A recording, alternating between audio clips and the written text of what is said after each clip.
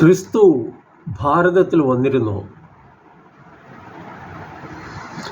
ബൈബിളിൽ യേശുവിൻ്റെ വിശദമായ ജീവചരിത്രം ലഭിക്കുന്നില്ല. ലേഖകരുടെ ഉദ്ദേശം അങ്ങനെയൊരു ചരിത്രം എഴുതുകയായിരുന്നില്ല. 12 വയസ്സ് മുതൽ 18 വർഷം യേശു എവിടെയായിരുന്നെന്നോ എന്തു ചെയ്തിരുന്നെന്നോ ലേഖകർ വിവരിക്കുന്നുമില്ല. യേശുവിൻ്റെ ജീവിതത്തിലെ അറിയാത്ത ഈ പേജുകളെ സ്വന്തം ഭാവനയ്ക്കനുസരിച്ച് കൂട്ടിക്കെട്ടി കച്ചവടം നടത്തുന്ന പലരുമുണ്ട്. ഇവരുടെ കച്ചവട പരസ്യമനുസരിച്ച്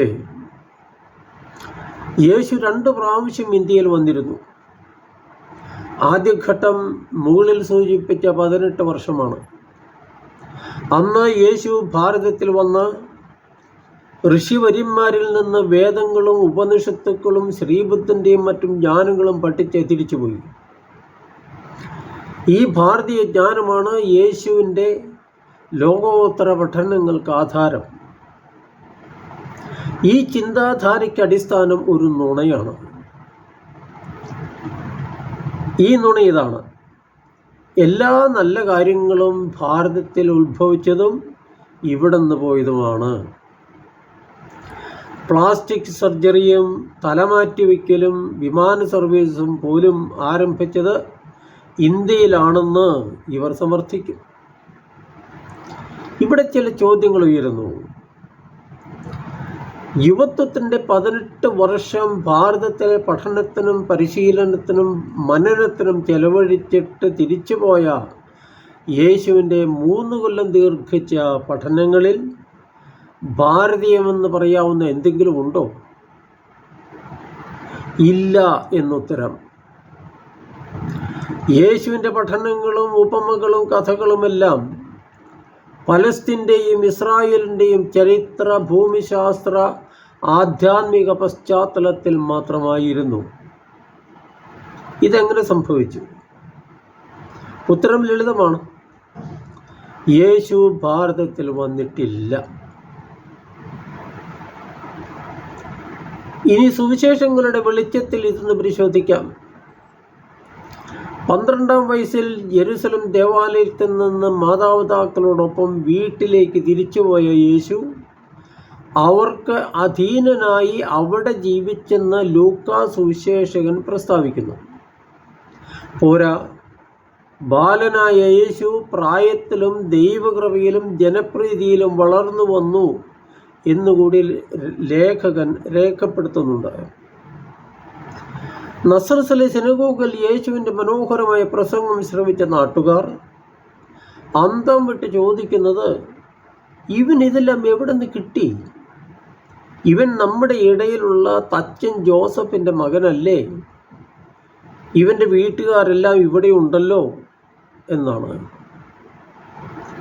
ഇവൻ്റെ ഈ അത്ഭുത വിജ്ഞാനം ഭാരതീയ സർവകലാശാലകളിൽ നിന്നാണെന്ന് ആരും പറയുന്നില്ല. ഒരു സ്കൂളിലും കോളേജിലും പോകാത്ത ഈ ചെറുപ്പക്കാരന് ഈ ആഴമേറിയ അറിവ് എവിടെ നിന്ന് കിട്ടി? ഇതാണ് അവരുടെ ചോദ്യം. യേശു പതിവ് പോലെ സിനഗോഗിലെത്തി എന്ന് സുവിശേഷകൻ പറയുന്നതിൽ നിന്ന് മനസ്സിലാക്കാം യേശു അവിടുത്തെ സ്ഥിരം സന്ദർശകനായിരുന്നെന്ന്. യേശു അവിടുത്തുകാർക്ക് അപരിചിതനോ പുതുമുഖമോ വിദേശത്തു നിന്ന് ആയിടെ തിരിച്ചു വന്നവനോ ആയിരുന്നില്ല. ആശാരി ജോസഫിൻ്റെ മകനായി തങ്ങളുടെ കൂടെ ജീവിക്കുന്ന ഈ സാധാരണ ചെറുപ്പക്കാരൻ ഉന്നതമായ ദൈവശാസ്ത്ര പ്രഭാഷണം മനോഹരമായി നടത്തിയപ്പോൾ നാട്ടുകാർ വിസ്മയിക്കുന്നു. ഏതെങ്കിലും വൈദേശിക ബിരുദത്തിൻ്റെ പിൻബലം യേശുവിനുണ്ടായിരുന്നെങ്കിൽ ഈ വിസ്മയത്തിന് അടിസ്ഥാനമേ ഇല്ല. സാധാരണത്വവും സ്ഥിരപരിചയവും മറികടന്ന് യേശു വേറൊരു തലത്തിൽ ഉയർന്ന് പ്രകാശിക്കുന്നതാണ് അവരെ വിസ്മയിപ്പിച്ചത്. ഇനി യേശുവിൻ്റെ 2-ാം ഭാരത യാത്രയെ പരിശോധിക്കാം. ഈ യാത്ര കാശ്മീരിൽ ഒതുങ്ങി നിൽക്കുന്നു. ചില മുസ്ലിം വിഭാഗക്കാരാണ് മുഖ്യമായും ഈ പ്രചാരണത്തിൻ്റെ ഉപജ്ഞാതാക്കൾ. യേശു മരിച്ചിട്ടില്ല എന്നതാണ് അവരുടെ പൊതുപ്രമാണം. ക്രൈസ്തവരുടെ ആദ്യ നൂറ്റാണ്ട് മുതൽ ദിവസവും പലവട്ടം ആവർത്തിച്ച് ചൊല്ലുന്ന വിശ്വാസ പ്രമാണം അടിവരയിട്ട് പറയുന്നു: യേശു പന്തിയോസ് പീലാത്തോസിൻ്റെ കാലത്ത് മരിച്ചു, അടക്കപ്പെട്ടു, 3-ാം ദിവസം ഉയർത്തു എന്ന്. 7-ാം നൂറ്റാണ്ടിൽ ആരംഭിച്ച ഖുറാനും ഹദീസുകളും ആധാരമാക്കി ഇവർ സമർത്ഥിക്കാൻ പരിശ്രമിക്കുന്നു യേശുവിന് പകരം വേറൊരാളാണ് കുരിശിൽ മരിച്ചതെന്ന്. ഇനിയും വേറൊരു വിഭാഗക്കാരുടെ വാദപ്രകാരം അരിമത്യാക്കാരൻ ജോസഫും നിക്കോദെമസും കൂടി 100 റാത്തൽ സുഗന്ധക്കൂട്ടിൽ പൊതിഞ്ഞാണ് യേശുവിനെ സംസ്കരിച്ചത്. യേശു മരിച്ചിട്ടില്ലായിരുന്നു, അർദ്ധപ്രാണനായിരുന്നു. കൂട്ടിലുണ്ടായിരുന്ന മരുന്നിൻ്റെ ശക്തിയിൽ ബോധം തിരിച്ചു കിട്ടിയ യേശു അവിടുന്ന് എഴുന്നേറ്റ് കല്ലറയുടെ കല്ല് ഉരുട്ടി മാറ്റി രാത്രിയുടെ മറവിൽ കാശ്മീരിനെ ലക്ഷ്യം വെച്ച് നടന്നു. അങ്ങനെ കാശ്മീരിലെത്തിയ യേശു കല്യാണം കഴിച്ച് അവിടെ കൂടി. യേശുവിൻ്റെ കല്ലറ പോലും അവർ കാണിച്ചു തരും. അബ്രാഹത്തിൻ്റെയും മോസസിൻ്റെയും കല്ലറകൾ പോലും അവർ കാശ്മീരിൽ കാണിച്ചു തരും. ഇതൊക്കെ വള്ളി പോയ ചിലരുടെ ജൽപ്പനങ്ങളല്ലേ എന്ന് ബോധമുള്ളവർ ചോദിച്ചേക്കാം. പക്ഷെ അല്ല.